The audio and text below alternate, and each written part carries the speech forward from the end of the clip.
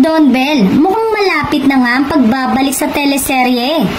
Buwan ng Mayo ngayong taon, nang huling napanood sina Donnie Pangilinan at Bel Mariano sa una nilang teleseryeng Ang Can't Buy Me Love.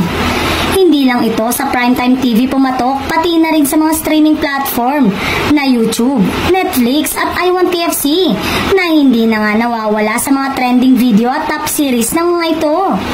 Kaya naman, marami na ang mga nag-aabang sa susunod na proyekto ni na Donnie at Bel. Marami ang nag-request na mapanood sila sa isang pelikula at may request din ng ilang Don Bell fans na panibagong teleserye. Base sa post ng isa sa mga ad prom ng Dreamscape Entertainment na si Eric Jan Salud, ay mukhang sa production yun nga nila ang next serye ng phenomenal Gen Z love team, Dream Come True. Makakatrabaho ko na sila. I'm so excited. Feeling ko lagi akong nasa taping nila. Post ni Eric Jan sa X.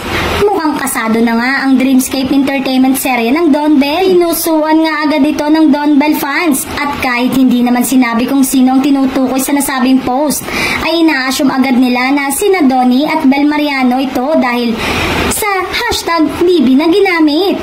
First time nga rin ang dalawa na gumawa ng proyekto sa Dreamscape, pero napanood na ang dalagitang si Bel sa teleseryeng FPJ ang Probinsyano noong 2015. Mula nga pala nang malaunch ang Don Bell Love Team noong 2019 ay Star Cinema at Star Creative na ang humahawak sa kanilang mga proyekto, gaya ng first and second season ng Hissing to Her na produce ng Star Cinema noong 2021 and 2022 respectively.